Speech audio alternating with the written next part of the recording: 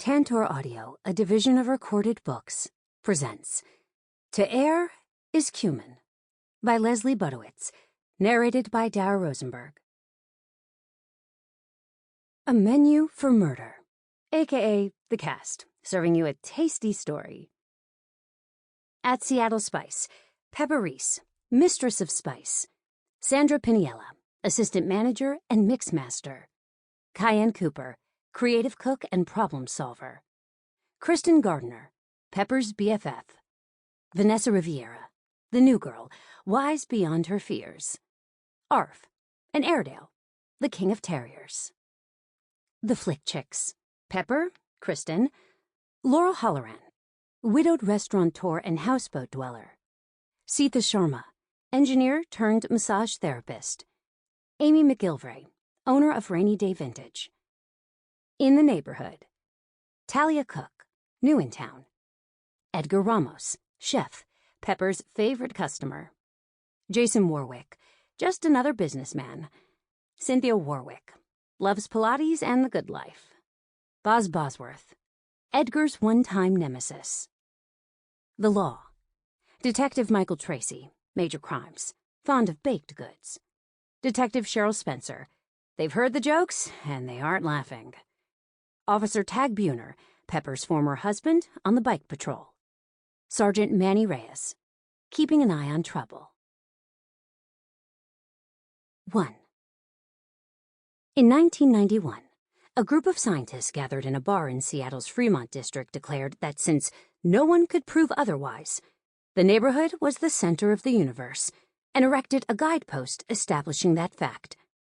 The King County Council has since made it official.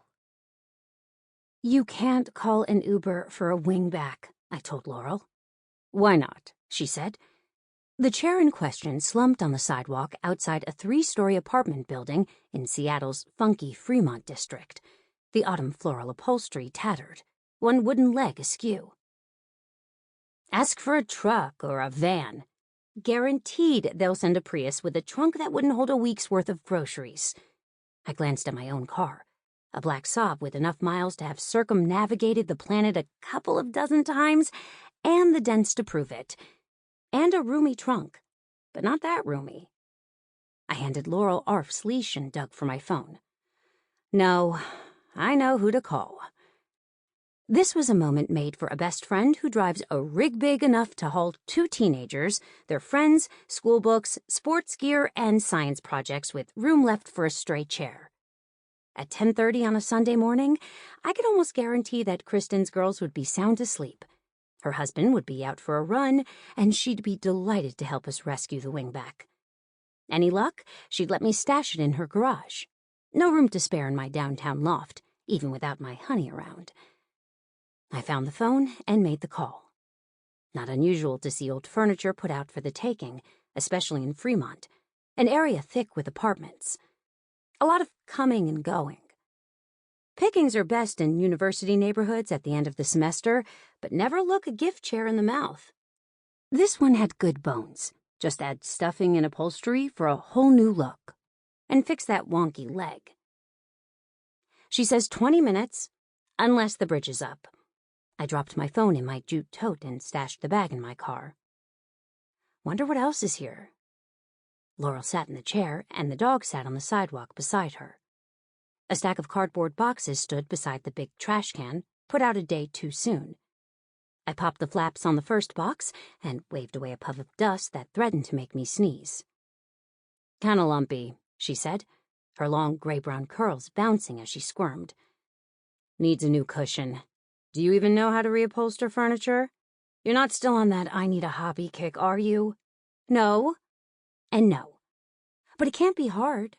There's got to be a million YouTube videos. It will be perfect for my parents' house. As the owner of the spice shop in Seattle's Pike Place Market, I was much too busy for a new project. Tourist season loomed. We were training new employees and expanding our production and shipping operation. Plus, I'd agree to oversee the remodel of the house my parents had bought when they visited over Christmas. They were planning to return from Costa Rica on May 1st, not 3 weeks away, and the to-do list was long. But when you hook up with a commercial fisherman, as I had, There are a lot of lonely hours at night and on weekends. And until Nate safely returned to land, a hint of worry hovered in the back of my mind much of the day. A project might help. The box held a set of melamine dishes that were popular 50 years ago, white with a green floral pattern around the rim. Much as I love vintage, they didn't qualify. A cluster of people approached, the adults carrying shopping bags, no doubt coming from the Fremont Sunday market. Laurel and I meet for brunch almost every Sunday morning, and today we'd braved the crowds to see what was new at the first outdoor market of the year. Happily, the day was dry, though the sun had not appeared, and we hadn't needed the rain jackets stuffed in our bags. Part craft fair, part garage sale, part costume party, punctuated by a few farm stands. The Sunday market is a long tradition in this, one of Seattle's funkiest and most creative neighborhoods. We weren't far from the colorful signpost marking Fremont the center of the universe and helpfully pointing the way to local landmarks. The Troll, a 20-foot-high concrete sculpture that lives under the Aurora Avenue Bridge, a red Volkswagen Bug clenched in one meaty hand, the topiary dinosaurs who once roamed the Pacific Science Center, Rapunzel, a neon sculpture inside the window of a control tower on the Fremont drawbridge. And for the seriously misplaced, or those who'd eaten too much and wanted to walk it off, Rio de Janeiro and the North Pole. "Great chair," a woman said. "You taking it?" "Yeah." I waved at the boxes. "But help yourself to the rest." She and another woman began rummaging. A girl of about 10 held a black lab's leash. My Airedale and the lab studied each other. "This is Arf," I told the girl. "He's very friendly." "What's your dog's name?" "Swisher," she said, and the dog's tail swished back and forth. I smiled. "Could your brother use these dishes?" the first woman asked her friend, "now that he's on his own again?" "What are you doing?" An angry male voice interrupted the conversation, and we all turned toward a scruffy white man in a tie-dye t-shirt and denim cargo shorts. His fury was aimed at Laurel and the chair. "What is that chair doing out here?" "Yours?" If she was rattled, you couldn't tell. "No, but what's it doing out here?" "For the trash or the taking, obviously," I said. Where had I seen him before?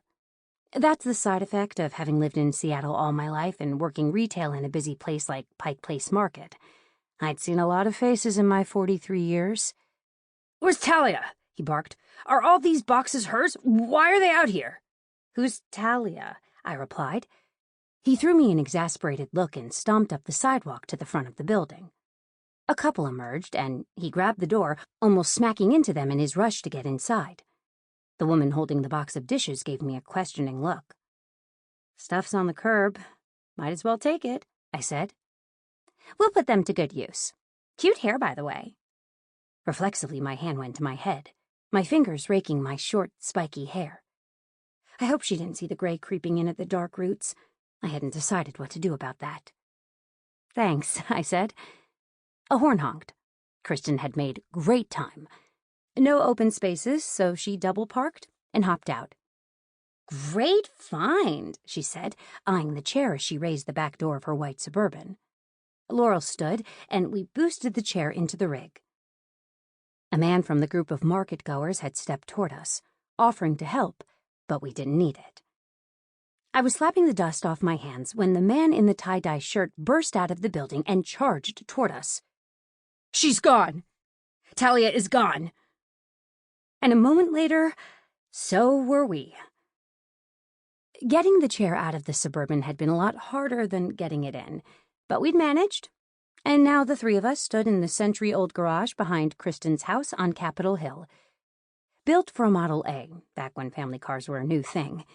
It was a storage and garden shed now, too small for most modern vehicles. Kristen's great-greats had built the house, and the garage was about the only thing she and Eric hadn't changed in their top-to-bottom remodel. She and I both grew up here, the center of the peace and justice community her parents and mine had founded in the 1970s, and I loved it as much now as I had back then. I could not say the same thing of the wingback. What was I thinking? It's lumpy, and the fabric is torn where it isn't worn out. It needs a whole new leg. That one's too damaged to repair." No, Kristen said. "She's blonde and pretty and often underestimated. I mean, yes, all that's true, but it's a classic shape. With the right fabric, your mom will love it." Her older daughter, on the verge of 16, had joined us. She flopped into it. "The seat's all lumpy and crunchy." At a motion from her mother, Savannah stood. Kristen patted the cushion, then yanked it free and stood it on end. The zipper stuck, and she waggled it back and forth, poking a finger into the tiny opening to loosen whatever was caught in the old metal teeth. After several tries, she worked the zipper free and peeled the cover off. "What's this?" She drew out a fat manila envelope bent at the corners, then a second. I took one. A metal prong broke off in my hand as I opened the flap. "Holy margaroli!" I pulled out a stack of green bills, bundled with a thick rubber band. "Hundreds!" Laurel opened the other envelope. "Hundreds of hundreds." We exchanged nervous glances. Definitely not your typical curbside find. Inside, we piled the cash on the table in the breakfast nook and began counting. My hands trembled as I counted the bundles a second time. Laurel and Kristen watched me, holding their breath. Weak at the knees, I slid onto the bench and reached for the coffee Kristen had poured me. I cradled the cup and exhaled, my breath ragged. 35,000, I said. We sat in stunned silence. After a few moments, I took a closer look at the envelopes. No addresses or stamps, no notes about the contents. "Is Eric home?" I asked Kristen. "He and Mariah are helping clean up a park in Lake City. It's project day for her environmental club at school." "Oh, right. I'd forgotten. Eric is a lawyer, my go-to whenever sticky stuff comes up in my business or personal life. Obviously, we have a legal obligation to return it, if we knew who the owner is," "Which you don't," Laurel said, "and the chair is yours, not ours. I'd have walked right past it." "Or if I can find out," I continued. "At the very least, I've got a moral obligation. Someone hid this money to keep it safe." "Finders keepers," Savannah said. "No," her mother said. "A quarter, yes, or a dollar bill, but not someone's life savings." "But they gave the chair away," the girl countered. "Ooh, what if it's evidence of a crime?" I stared at the stacks of cash. Picked up the top few bills, their surfaces dry and slightly rough, and found the dates. Older, but not old, and not all the same. Ordinary paper could be fingerprinted, I knew, but the special textured paper used for currency? No doubt any money that had circulated would have been handled too much to give up usable prints. Talia, the angry man, had called the woman he'd been looking for, or Dahlia, and he'd said she was gone. She'd left behind a broken-down old chair, a box of cheap dishes, and what else? It gave me the willies. Something not right had happened here, I was sure. "I'm guessing that Talia, whoever she is, owned the chair," I said slowly, piecing it out. "And she didn't know the money was hidden inside." "You hear stories like that," Laurel said, "where someone stashed money and forgot it, or died and no one knew, and the landlord cleaned out her apartment and set out the things he considered trash." "That's possible, but the man looking for her recognized that chair. Seeing it surprised him. He went inside, and when he came out, he said she was gone. He seemed, I don't know, shocked. If you know someone well enough to recognize their furniture, aren't you likely to know if they had died or moved? And clearly he hadn't. Who was he? I could almost see his face at the edges of my memory, but couldn't quite make it out. Or rather, I could see the face, but couldn't remember where I'd seen it before. But I knew what I had to do. I had to call tag. 2. With all the herbs used in ancient burial rites, cumin and lavender in mummification, cinnamon and cassis in preparing the body and on funeral pyres, even pepper up the nose for eternal life, The path to the afterlife must have been a fragrant one. I can't make a claim. Not in good conscience, I told my ex-husband over the phone. It's not my money. At this point, it's as much yours as anyone else's. If they don't find the owner, then you can say you don't want it. Give it to charity, the meals program your parents started at the cathedral, or the Market Foundation. Officer Tagbuner of the Seattle Police Department rides the bike patrol. It's been his beat for years, and he loves it. He knows the department and its procedures inside out. And he knows me, sometimes too well. "Anyone see the three of you take the chair?" he asked. I paced back and forth across Kristen's stone patio as I told him about the man who'd recognized the discarded wreck, seemingly upset by the sight, and the families who had walked by, the women drawn to the dishes. "Listen, Pepper," Tag said in his cop voice. "Let the police do their job. Don't go sticking your nose into this." I refrained from telling him that what I did with my nose was my business, not his. We were divorced, after all. We'd been married 13 years when I went out for drinks after work with friends from the law firm where I managed staff HR, and nearly tripped over him and a meter maid. I should say parking enforcement officer, but I can't. Practically plugging each other at a table in the back corner. On an evening when he told me he was picking up a shift for a friend with a sick kid. I'd moved out and lucked into a downtown loft. Not long after, the law firm imploded in scandal, taking my job with it. What a way to turn 40. But the past was behind me now. I'd bought the venerable spice shop in Pike Place Market, a place I'd loved since my mother had begun taking me along on her weekly shopping trips. Back then, I was barely tall enough to drop a quarter into Rachel, the bronze piggy bank near the market entrance. Rachel is a kid magnet, collecting donations for the foundation that provides social services. The market is the heart and soul of Seattle, and its stomach. I like to think the spice shop gives it a flavor like no other city in the country. And the spice shop had been my refuge and salvation. People think I get my nickname from the shop. Truth is, my grandfather named me Pepper when I was a little girl, sealing my fate. It just took me a few decades to figure out that selling herbs and spices was my calling. Tag's beat includes downtown and the market, leading to some uncomfortable encounters my first few months in the shop. We worked it out, uneasily at times, more smoothly at others. I can honestly say we're friends now, and for that, I'm grateful.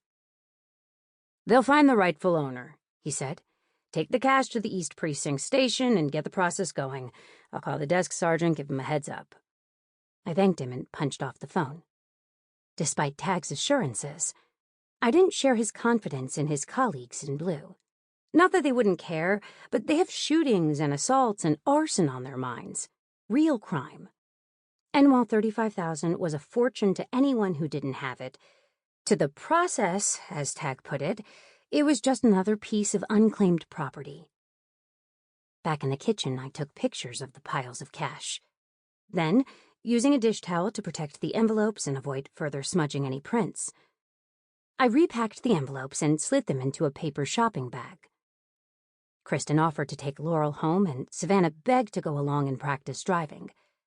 While they debated possession of the car keys, I downed the last of my coffee, kissed them all, and said goodbye, Arv trotting beside me.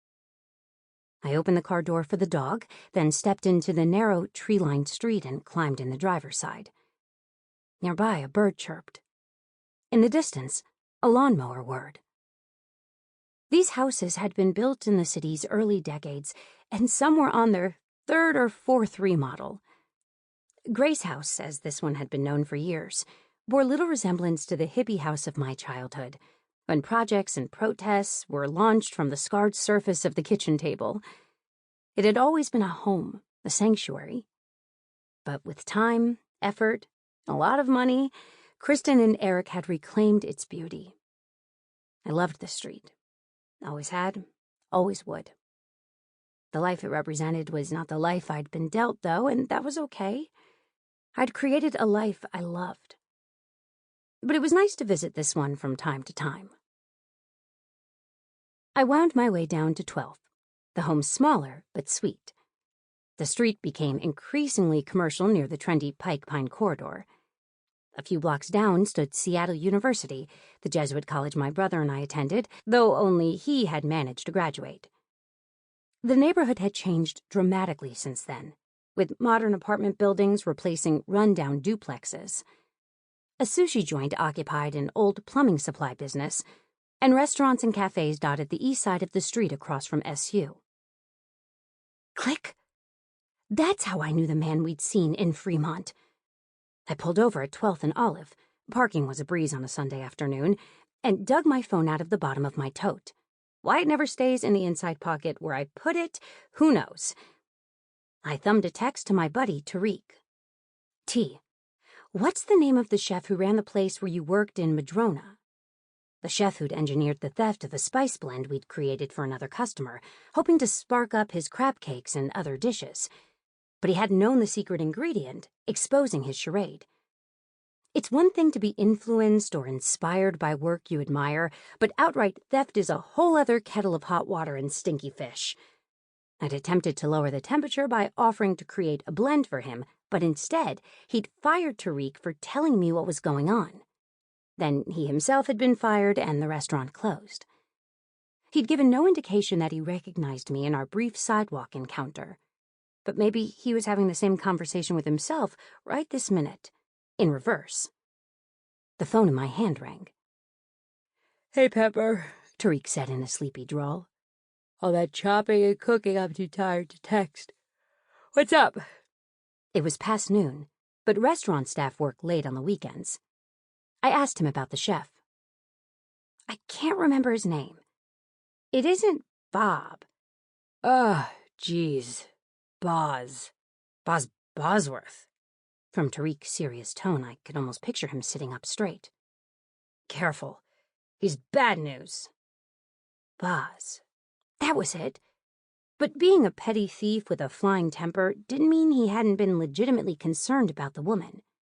Yeah, thanks. Hey, do you know a woman named Talia or Dahlia lives in Fremont? Or had, but I skipped over the nuance. So she'd moved in a hurry. So she hadn't told all her friends. If Boz was one of them, his hothead might have been the very reason she'd packed up and picked up. If that was the case, I didn't want to be the one who led him to her. No, sorry. Hey, I owe you big for smoothing things over with Edgar. Working with him rocks. Good to hear. Tariq had settled down nicely since I'd met him, when he and Edgar had both worked for a man I'd sort of been dating.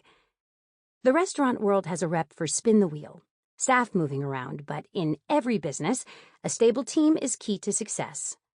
Once a personnel manager, always a meddler. He cooking somewhere? I asked.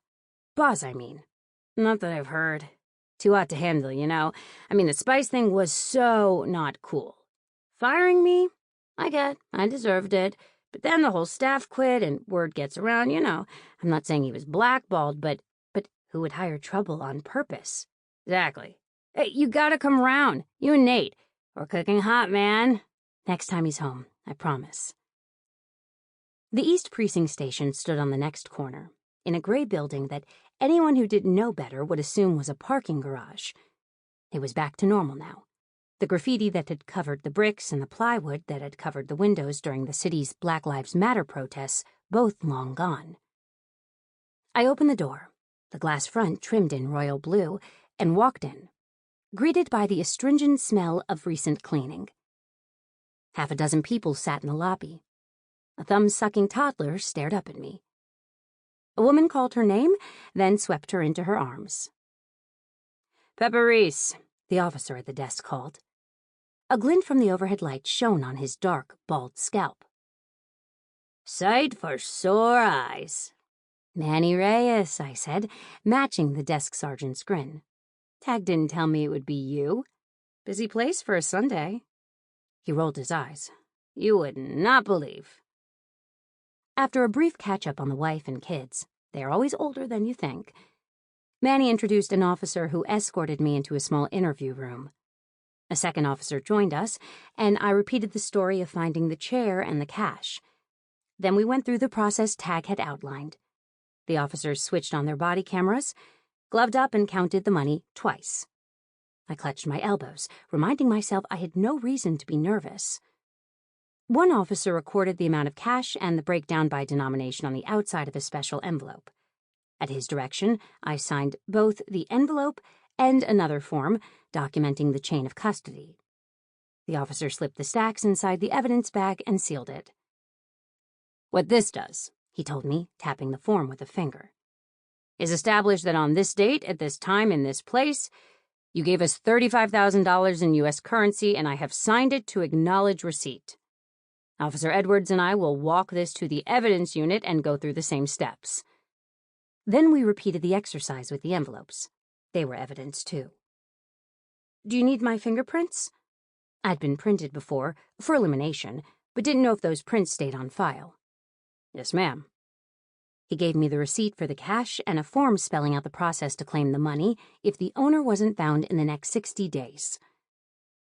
On their way to the evidence room, they escorted me to a counter where my prints were taken. Quick and easy, inkless and painless. Back out front, I waited for Manny to finish with a woman demanding to see her son. Manny clicked a few keys on a computer screen and told her the man was being held in the jail down in Kent. He took a printed information sheet from a cubby behind him, wrote in a name and case number, then handed it to her, pointing out visiting hours, bus routes, and other details. "You could probably recite all that in your sleep," I said after she'd left. "Sadly, yes. You get that claim filed?" "Yep." "What will you do to find the rightful owner?" Who might or might not be Talia of the unknown last name. Truth was, I only had Boz's word that the chair belonged to her, and no idea who had put it out on the curb.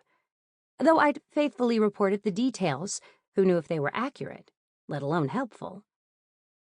"A property or patrol officer will contact the landlord and attempt to identify the owner of the chair. If they don't know, then we'll ask who's moved out recently, make contact, ask questions." Tricky, dealing with cash. With art or jewelry, you could request a description, photos, a receipt for purchase. But cash all looks the same, and too many people would be eager to claim it, rightfully or not. "Our people are pros." He flashed me another toothy grin, then turned serious. "And we'll run a check of our records. See if your report matches up with any reports of lost or stolen property." In other words, found property was long odds and low priority, requiring a boatload of footwork at a time when the department was short-staffed and demand was high. It might have been Sunday and the street sleepy, but officers came and went. Citizens came and went. Phones rang. Radios squawked. "You've done your part, Pepper," Manny said. "We'll be in touch. You take care now." I felt almost as reluctant to leave this as I'd been to make the claim. I did not feel done with this. 3. Scratch a dog, and you'll find a permanent job. Franklin P. Jones. Back at the car, I glanced at the sky and put on my jacket. Some errands are necessary, rain or shine. Arf and I headed for Cal Anderson Park, a hop and a skip away. It's one of the city's Olmsted Brothers parks, designed by the sons of the man who created Central Park in New York City.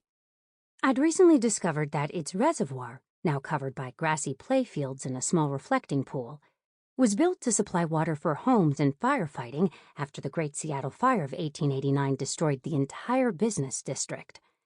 And it's ideal for a quick walk for dogs and humans alike. "What do you think, Arf?" I asked my co-pilot after a quarter mile or so. Will they find this mysterious Talia? Will they figure out who that money belongs to?